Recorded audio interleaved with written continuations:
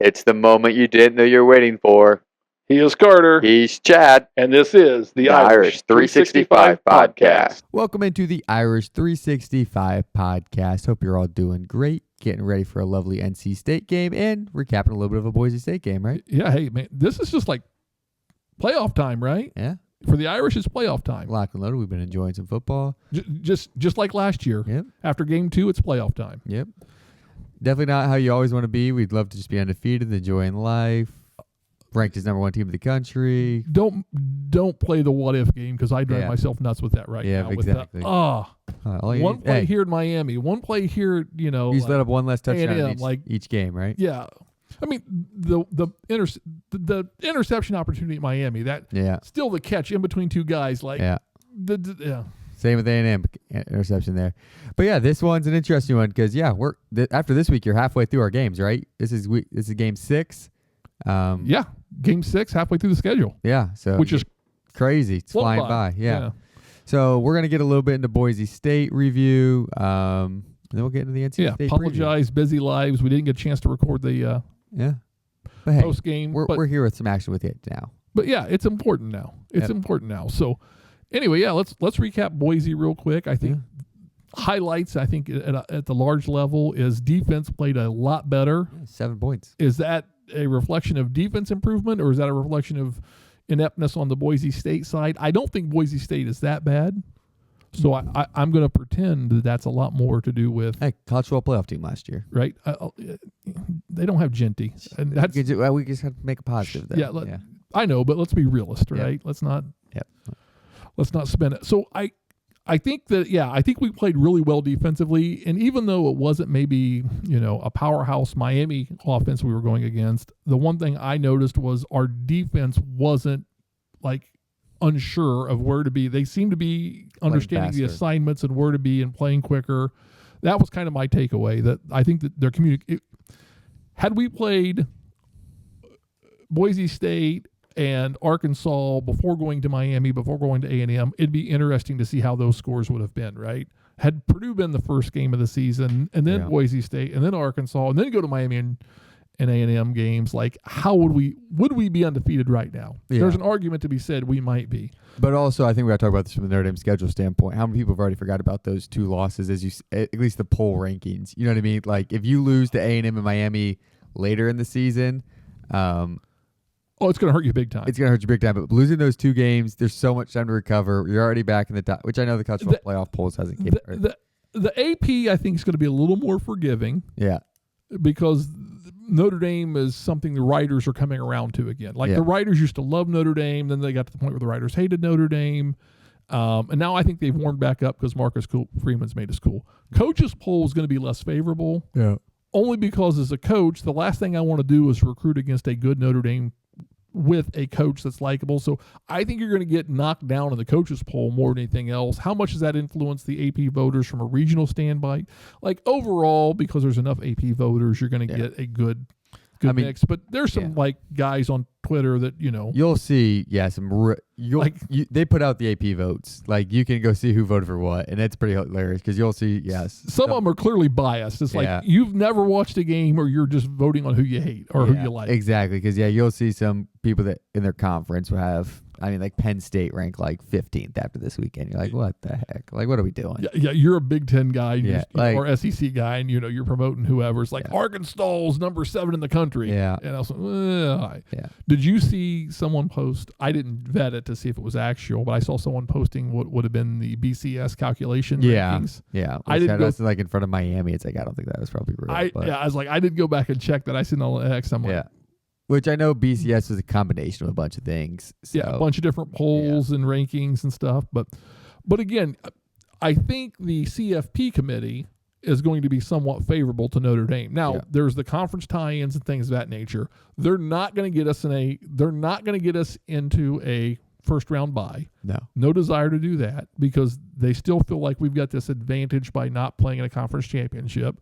Although I'm hearing a lot of Big Ten coaches, Riley, Franklin, talking about how terrible his travel is. Yeah. Welcome to Notre Dame. Yeah. Coast to coast last year. We didn't complain about travel. We just played. And they really don't want us to have a first round home game. Like, so I think the CFP is licking their chops saying, we're going to get Notre Dame in because that'll sell tickets, that'll draw interest, that'll keep the ratings high, but we don't have to give them a home game. So no one's going to have to go to South Bend and play in December. And they're not going to get a first round bye, which they would technically qualify for. So I fully expect, no matter what our record is, we're going to end up somewhere in that 9-12 spot. Yeah, if we go 10-2, we're 9-12, and I'm okay with that. I mean, that's where we vary because I think there's going to be teams in front of us that lose, and it's going to fall to us. I know, but many years of just feeling like Notre Dame doesn't get the benefit of the doubt. I'm jaded. I know you are, but I'm more positive over here on this side of the room. So yeah, I think Notre Dame is going. Obviously, we got to win, take care of it, and college football playoffs a long way away. We haven't got any of those rankings yet, but just we can't lose, right? I mean, we're in playoff mode now. We can't lose. But anyway, so we can kind of get into this week's college football just because big game USC Michigan this week, which I know we don't normally talk about games that we're not playing in. But Michigan's ranked out of us in the polls. USC is probably a win away from if they beat Michigan. We need SC to win that game. Probably gets ranked, and then we have can hopefully get a ranked win. So let's put a bow on Boise State. Let's take 5 minutes and put a bow on that, and then let's go into that conversation on the USC Michigan, and then tie that into the Notre Dame North Carolina State perspective here. Because my takeaway is defense played better. Mm-hmm. We talked about that. Offense struggled a little bit, and it's like, can we not have nice things? Can we not have? It seemed like for years. It seemed like for years, early Brian Kelly era, Charlie Weiss era, great offense, struggling defense. Then we get the Marcus Freeman era. We get defense coming around, and the offense has struggled. And then we come into like games 1 and 2 of this year, Miami A&M. Offense is looking good. Defense is kind of struggling. We're like, okay, but maybe the defense will figure it out. Maybe we fire Chris Ash, whatever it is. Defense is figuring it out, and it's like the offense struggled. Like a wide open freaking, it looked like a Riley Leonard pass. Oh, I would say the offense didn't look as sharp as they had, but it was more just couldn't get it in the just missed opportunities left on the field. Like finishing, I think they look good still, but just finishing off drives is where it struggled, which is just unusual. I know, but the one pass was a walk-in touchdown if CJ hits the guy. Yeah, that's what I'm saying. But he looks good on the whole drive up until that point. It was finishing the drive. And there was a couple of those fade routes he threw earlier, and you and I are like, man, he throws a great ball. I think that's what I'm saying. Ball placement's phenomenal. I don't want to say the offense played bad because I don't think they played bad. I think not finishing drives, which they've been very good at this year. I just haven't seen us be a complete team. Yes, and we as much as the defense looked better, the offense had a fall off. Not that it was, oh my God, offense could have cost us the game. I never felt like the game was really in doubt. No. After we took, even when they were up 7-6. Yeah. Even 7-6, I'm like, we'll be fine. Yeah, I'm with you. But it was just kind of interesting and all that. And I think a couple of things to talk about. One is, I find it very fascinating. There's a lot more people coming around on the CJ Carr. This guy is potentially a number 1 overall draft Not pick. just Notre Dame people. I think you're talking nationally. Just nationally, he's getting that, which is exciting. We haven't had that kind of talk. I haven't seen first overall pick. Out of someone earning it. And like first round draft pick, I've heard a couple people like, Jimmy Clausen had a lot of hype from Beano Cook before he ever played, but Beano Cook, as much as I love the guy, was pretty much pro Notre Dame in the sports media, and that's all he ever was. Lou Holtz was on ESPN doing game day, and he was pro Notre Dame. And but CJ Carr has earned it with play on the field where Clausen was capable, Pre-season. But he was getting the hype before he ever showed it on the field. So I think that's exciting. And I mean, he's shown some next level moves. He's shown us the no look pass. Yeah. Then he showed us this week the pump fake. Yeah. Which was beautiful. And all those people, they were like, "What?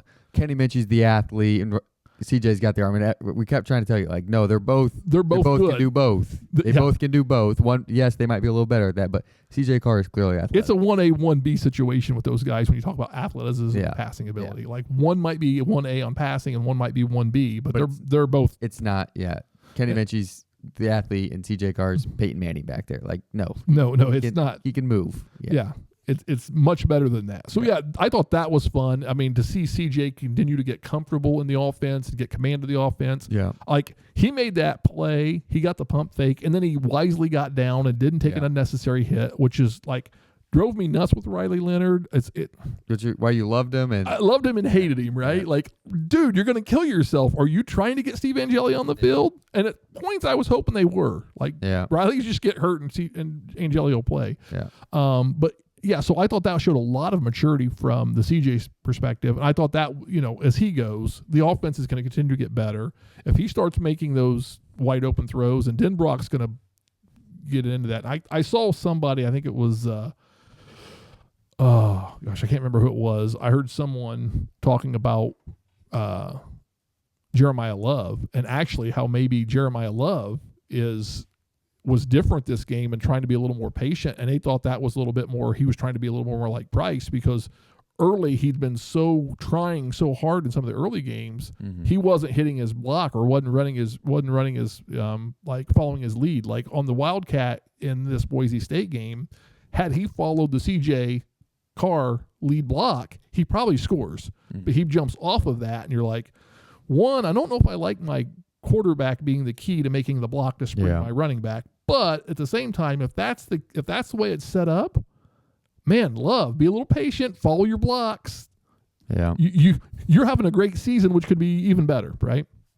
And so, but it's interesting. I think that's where him and Price are bouncing off and, studying each other's game. And I think that's interesting. Defensively, what can we say, man? We look so much better defensively. Yeah. Right. And I think the only other 4 picks. I think the only other thing you can complain about, don't throw at Leonard Moore. Yeah. He was targeted, I think, 6 times and 2 picks. Yeah. Tate Johnson looked like little Xavier Watts back there playing center field and being in the right place at the right time. I think the only other thing you can talk about is just the flags. And I know a lot of people were all over the flags, and we've had it all year long, right? There was flags at Miami both ways. There was flags at A&M both ways. Now, stop and think about it, and this is the one thing that Notre Dame's going to struggle with. You're not in the conference, so you're going to be renting conference refs. If you're renting Big Ten refs, you're renting ACC refs, you're renting SEC refs, whatever it is, right? In the whole reffing hierarchy in the world, the best refs get assigned to the best games. The NFL doesn't send their worst refs to the Super Bowl. College football doesn't send their worst refs to the CFP, right? Like, if you think about last year, there were some terrible calls all season long, and when we got to the playoffs, the calls were really pretty good all through the playoffs. Yeah. And when you're going to the Mountain West or you're going to the SEC or whoever, they're got their refs, and they're going to assign their best refs to their best conference games. Yep. And what's Notre Dame going to get? The leftovers, Yep. right? So you just have to expect, like, you're going to get some inconsistent, less than ideal calls for and against you. And we did. I think there's felt like a lot more this game against us than for us. I mean, but there was a lot of flags for both teams. I wouldn't go on this on the refs. You're coming in telling them that one of the teams is the highest penalized team in the nation. Yeah. What are you doing as a ref? Like, if you're consciously or not consciously, I got to subconsciously you're going to call. Oh, yep, there's another one. No surprise, right? Like, that's just subconsciously. You're not intentionally trying to do that, but you're coming in. You refs do scouting too. Yeah. Like, let's not. They don't just show up on the game. They're like, all right, well, time for a game. Who's playing today? Yeah. Right? They're doing their research. They know what they're looking for. Okay, this team, number 3, he's got a loud mouth, or whatever. Oh yeah, you know what I mean? Like, you know how it is. They're people. At the end of the day, they're people, and whether they consciously or subconsciously, they get influenced by these things. They hear about this, but we're also not getting the best. These guys are good, but they're not the best of the best in their conference, and we're just not going to get that. So at Notre Dame, you got to keep that side in perspective, and you just got to hope that if we do things right, the referees will not cost us a game. You can say, "Oh, the referee cost us this game at A&M," if you'd like to talk about a terrible hold call that wasn't called on Heinisch. But honestly, should that game have ever been that close? It shouldn't have been a one-score. Like, it shouldn't have been a one-score game at that point, right? I mean, it shouldn't have been that situation. So anyway, I just think that's something I've seen a lot of on social, and it's just like, put it in perspective. I'm not saying it's never criticize the ref, but you got to expect it. And again, if calls are going both ways, it's just going both ways. I think we say that every game, but there was calls that I didn't like for us and calls I didn't like against us. So anyway, so anything else on the Boise State side of things? Any other Nope, nothing jumps out at you? Not a nothing. All right, so let's talk about this Michigan USC thing. Let's go back to that, because I find that absolutely exciting for us. Yeah, I mean, it's at Michigan or it's at USC. It's at USC, so that helps. Which I think favors the Trojans. Yep, and it's basically a pick 'em. I can get official, but yeah, I mean Michigan's the ranked team at USC, but yeah, Michigan's one spot ahead of us in the AP poll, and then USC's unranked. And yeah, everyone's saying Notre Dame's not going to need a ranked win on the schedule, but if Michigan can lose this week, it's looking very, very likely that USC probably makes it back into that AP poll. Yeah, and I think it's a real strong case. Even with a loss to us, USC could stay ranked, which would be really helpful for us, right? Oh yeah, it depends. It would be good to have USC ranked when we beat them. It'd be even better if they stay ranked throughout the season. USC's now a 2.5-point favorite. Yeah, and USC plays so much better at home. And now I know Michigan's going out and they're going to be practicing in the San Diego Chargers facilities, you know, and what was it? Sharon called it Michigan West or something like that. But maybe Connor Stein's going to be out there giving them some USC signals. I don't know what the plan is there, but yeah, I think that's an interesting game, and it has a lot of Notre Dame tie-in. Yeah. I'm rooting for USC victory. One is, again, USC's a rival, but I respect them. Michigan is only less annoying to me than Ohio State. Like, if Michigan loses, I'm happy. Like, the only time I want Michigan to win is when they play Ohio State. And I just, because I hate Ohio State, because I can't beat them. Like, at some point, Notre Dame's got to beat Ohio State. This is the year. So anyway, I think that's an interesting game, but that ties into this, like, Notre Dame, and you look at NC State this week, and you look at our next 2 weeks, right? This is probably week 1 and 2 were the most critical weeks to us for winning. Now I think week 6 and 7 become the second most critical two weeks. 6 and 7. Yeah. So not that like North Carolina State is a big. I mean, we're what 22 and a half, 23 and a half, 23 and a half favorites, right? Now, right? Opened around 21 and a half. They've got one good win against a ranked Virginia team. And that's Virginia's only loss. And then they got some losses to like Virginia Tech and Duke, and you're like, what? This isn't the Elko Duke.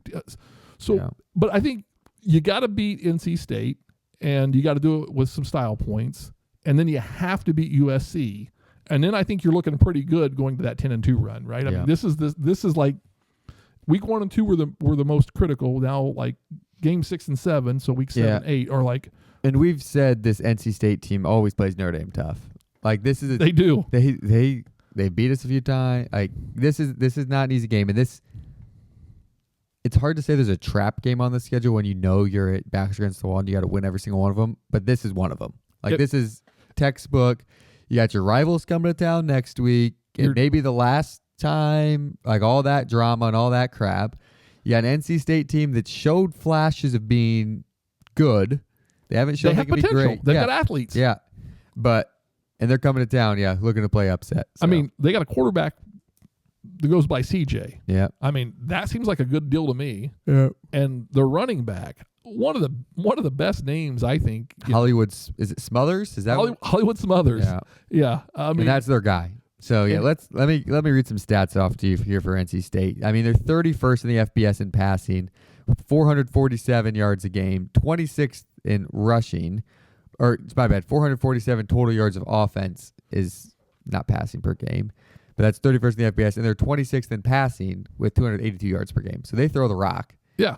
And I think the interesting part was they had 7 or 8 guys between 15 and 30 catches. Tight ends, running backs, that Smothers, wide receivers. They had a little bit, like they had a bunch of guys that I don't know if you had someone that stood out to you, if you've heard or seen, but they just had a bunch of.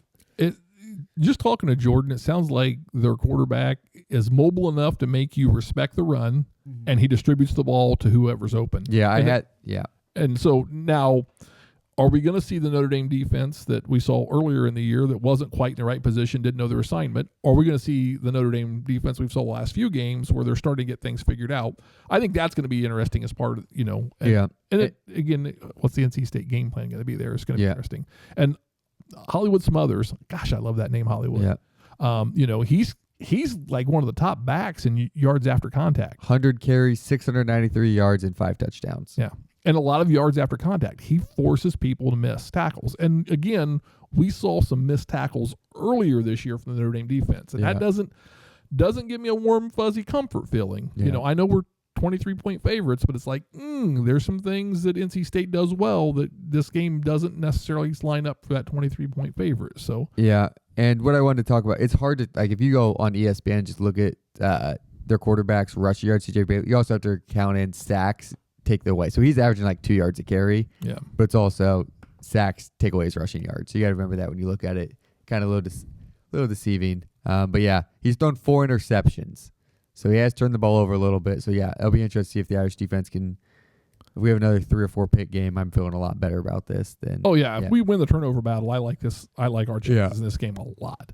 So yeah, I think that's got to be the key for NC State offensively. Keep the ball. I think Boise did a decent job of going on a little bit of they weren't scoring, but a few sustained drives. Long drives, yeah. Yeah, again, a couple first downs, so that's big. And then if we could talk about their defense, their pass defense has not been good. Their rush defense hasn't been good. I know you've been big on yards after contact. They're terrible at yards after contact, yes, which I love. Which it's for Love and Price. 243 passing yards a game is what their average was. 101st in the FBS, and then 131 rushing yards. That's 57th. Now, the big stat I liked, what I found, is they're one of the worst teams in the country at letting up third down conversions. They're letting up 44% completions on third down. So that's it's not great. Yeah, that's favorable. They're leaving you on the team. Favorable for the Irish, right? Yeah. They can't get third down stops. You got to like how that favors us in that respect. So yeah. So yeah, as I think through that, it's like, okay, how do I see this game playing out? I mean, if I'm Notre Dame, offensively, I'm coming in balanced. Like, that is my thing. I'm coming in balanced. I'm going to try and say, okay, we're going to be able to pass the ball as we like. We should be able to run the ball, and Price and Love are not easy to tackle. No. And this is a team. Malachi Field's not easy to tackle. But this is a team on the running game that doesn't tackle well. Like they I don't know if it's just running game. I think it's just corners can't tackle, like even on wide receivers. Right. I'm saying, yeah. So if I'm Notre Dame, I'm like, we're going to dictate what we do offensively. We're just gonna do what we want to do, stay balanced. So I like that for the Irish offensively. Yeah. Defensively for the Irish, I think it becomes a little bit of a trick, right? Okay, we got to take Hollywood out of the game, and we got to get pressure on the quarterback. Yeah. Can we do that? We got to tackle. Hollywood's hard to tackle. We've shown that we're not always good at tackling. So can we be solid tacklers? Can we get pressure on the quarterback like we did? Yeah. That's a big yawn. It was a big yawn. Am I keeping you up? Yeah, I guess so. I guess so. Late night shooting this podcast at, I don't even say the time. Yeah, don't even.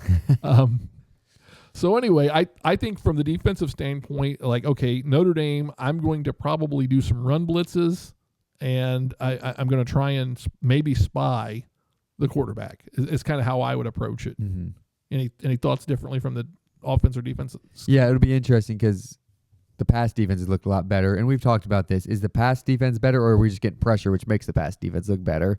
But this is a week where you can't lock in on one target out if they drop back to pass, right? Like there's 5 or 6 guys that clearly are going to catch the ball for them.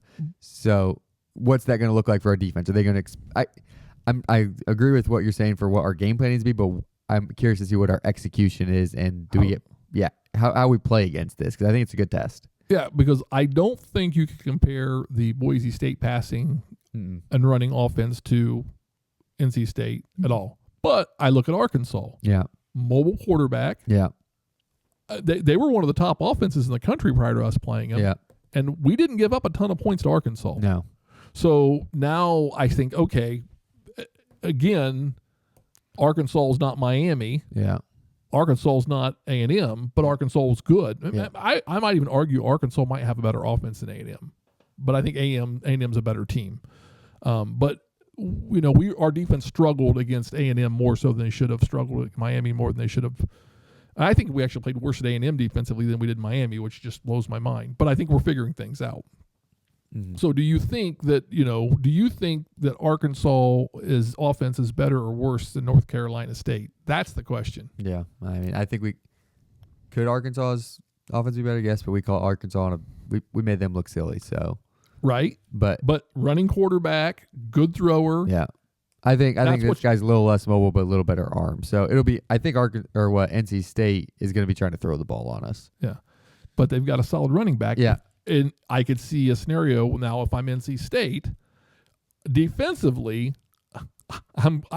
Defensively, if I'm NC State, I'm going to make CJ try and beat us. I'm going to probably sell out on taking out the run and make CJ try and beat us with his arm, which I think is risky because CJ's looked pretty good. Yeah. And he had a few off throws this past week, but I'm going to sell out defensively if I'm NC State. I'm going to do everything I can to stop the run, make you beat us with the arm. Yeah. And the reason I'm going to do that is because I'm going to try and shorten up your possessions offensively. Mm-hmm. And then if I'm NC State on offense, I'm probably going to try and lean on Hollywood. Like Hollywood Smothers, I'm going to try and control the clock, and I'm going to try and lean on him, and I'm going to try and do a lot of short passes that are easy completions underneath, not hard throws, get guys, in space. I'm going to tell my quarterback, hand it off on RPOs, but just throw it enough that if it's an easy throw and it's there, take it. If it's not there, run with it. I think I expect a lot of running, both quarterback and running back wise out of NC State. Even if they're not scoring, if they can get sustained long drives, keeping our offense off the field, wearing down our defense to have opportunities in the second half, I kind of expect that to be the thing. So how do you see it? Any different? No, but I think we got to get to the point everyone's been waiting on, our breakdown on special teams, right? Let's go. I think that's what everyone's been waiting on, right? Games are won and lost in the special team category. Yeah, so interesting. NC State, I was listening to one of their pregame podcasts for this game this weekend. They were trashing their specialist, basically. It's not good when you're podcast. Yeah, I was going to say, and they weren't happy about how their special teams played. They muffed 2 punts last week. One recovered, one not, and it was against Colgate. And I think they played nobody they played last week. They ended up switching their punt return guy, and he broke off a return, but then got called back for holding. But then decent return later in the game, I guess. But they've kicked 2 different kickers, combined 3 for 6 on field goals. They've been pretty solid on extra points, but their longest kick made has been under 40 yards. Wow. So I think that plays into the South Bend don't break. Keep them outside the 20 basically, and it's pushing a 40-yard field goal. It'll be interesting. Yeah, you like your odds. They're 0 for 2 on kicks longer than 40 yards this year. Yeah. So yeah, I think that'll be an interesting thing. I'm assuming they ended up switching their punt return guy after the guy muffed 2 last week, but would not be a bad week for a Notre Dame special team score, right? Yeah, I would love to see everything except a James Rendell punt. Yeah, this week. So yeah, that's the special teams breakdown for this week. I've got. That sounds pretty special. Yep. Pretty good stuff there. I think that's interesting, and so now you get into the prediction of the game, right? Yeah, you taking some field goals. What are we doing? And yeah, are we gonna be healthy at the kicker position? So sounds like it. Over unders 23.5. The spread is 23.5. Over unders, over unders 58.5. Wow, that's interesting. I've got my prediction, and I hate to go on the under. That's what I'm leaning this week. See, I feel the under as well. Which means it's going to go over. Yep. And here's where I'm struggling in the whole game. Is this going to look like an A&M Big 12 game? Like, or is it going to be a high scoring defense struggle, offenses are putting up points kind of game? Or is it going to look a little more? Yeah. And I think momentum's just a big thing for this defense. I said that back. I don't think our defense is terrible, but they don't have any momentum. And now we're starting to build that momentum. They're not doubting what they're doing. So yeah, do you want score prediction? Hit me with it. 42-10 Irish. 42-10 Irish. Yep. I like that. Still is going to be on the under. Notre Dame will cover. And I hate going the under because we're a team that can put up 60. Yeah. And I'm close to you in my head. I don't think we cover this game, which we normally cover. Yeah. I'm thinking like 17-31. Oh wow. Okay. I think to me it feels like the offense has taken a little bit of a step back, and that may be that the offense has played very well, and trap game, if you will. Maybe Boise State was a trap game. They thought they could do whatever they wanted, and they fell off because they weren't focused. And maybe they'll get refocused. I hope they do. That's the route I'm taking. But I think I need to see the offense step back to where they were. That's why I've gone 31, and which is still good, but it's not 40.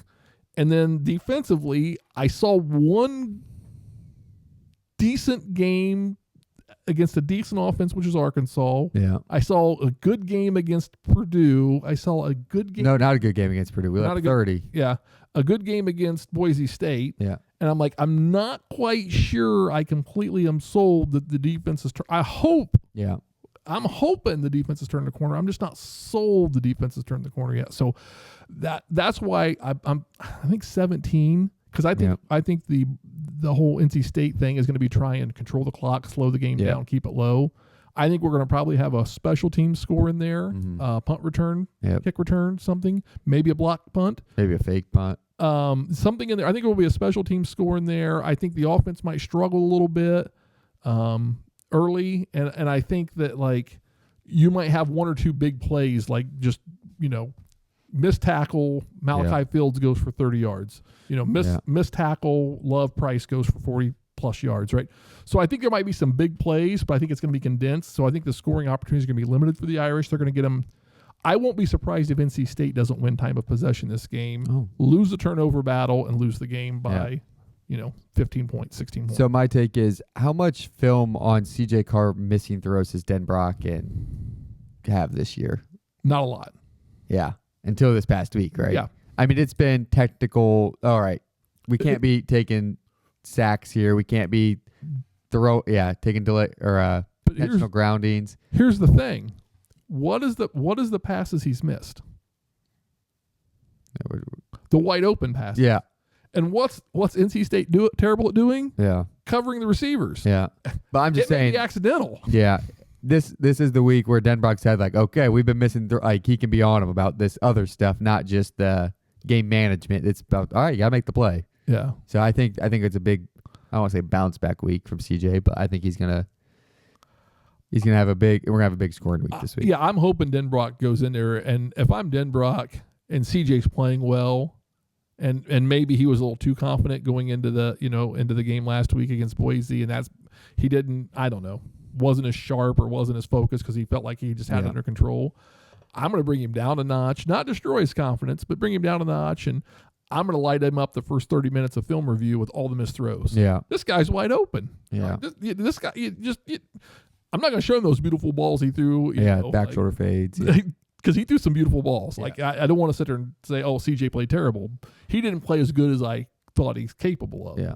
So, if I'm Denbrock, I'm going to motivate him a little bit and say, you got to be clean. You got to be sharp. You can't let all this media hype go to your head. Go talk to Riley Leonard's mom. She'll tell you suck. Yeah. That kind of a thing. And I joke because Riley Leonard's mom told Riley he sucked before every game. So it wasn't that Riley Leonard's mom hates CJ. Yeah. But I mean, it's one of those things where, Denbrock can motivate that. And if he does it and CJ takes to it well, we could see CJ take his game up another notch. And if there's anything I know, it's Denbrock knows how to get the most out of a quarterback in his system. And I think he's shown he's got a lot out of CJ. And I'm trusting he's going to get more out of him. Just, is it going to turn the corner this week? Is it going to take another week? I need to see it at USC. I need CJ on his game. I need the defense on there. Yep. I need to sit in all cylinders. Nothing better than me is winning the NC State game by a couple touchdowns plus, and I really love to see us win it by 4 touchdowns. Well, and then turn around and beat USC by a couple of touchdowns. Yeah. I mean, a ranked USC team. Yeah. You'll be heading into the next bye feeling a lot better than you did the last bye. Absolutely. It won't seem. Forever. It'll seem like a long 2 weeks for a different reason. Yeah. I'm ready to see us play again, Yeah. not because we need to play again. Yeah. So all right, let's get into the contest for the week. contest. Yeah. Let's talk We back again for another contest. Shocker, right? If We you've been roll it. following us. I hear people love the Irish 365 swag, Yep. and if they happen to get some tickets to the Syracuse game, that's a plus. Yep. So let's get into it. If you'd like to win 2 tickets to Notre Dame versus Syracuse on Senior Day and a sweet Irish 365 t-shirt, all you got to do this week is correctly predict Notre Dame's rushing yards. Total rushing yards. Got to be following us on X. Follow us on X. Comment under this post. Comment on the post. Just that easy. So if you're listening to this on YouTube, Spotify, whatever, go find us on X, comment, and follow. And win. Yeah, it's that easy. I think we had a guy within 2 yards last week or something. Crazy 2 yards. good. Yeah. Crazy good. It was very well. And yeah, we got to get a couple t-shirts sent out. I think we back 2 weeks, but we'll get those sent out here soon. Yep. We just got the order in. We got the one. one guy won, and he's like, sweet. And it's And like, then- well, give us your size and address. Yeah, and then So we got the it. T-shirt will be your size. Yeah. So yeah, now I got to get the production department fired up in, Yep. in the manufacturing area. But Yep. But we got that. but We got yeah. people. So we got those coming out soon. So yeah, they'll be checking their mailboxes. But yeah, let's have you. Yeah, you listening right there. You win this week, right? Why not? Why not you? Someone's got to. That's right. Hashtag why not you? Yep. All right. Anything else you want to cover on this pod? I got nothing. I got nothing for the people except beat the Wolfpack. All right. I know it's late. You're tired. Yeah. We're running out of time, so apologize, Marcus Freeman. We can't have you on today. We'll try and keep you from waiting next time. Get you on. Yep.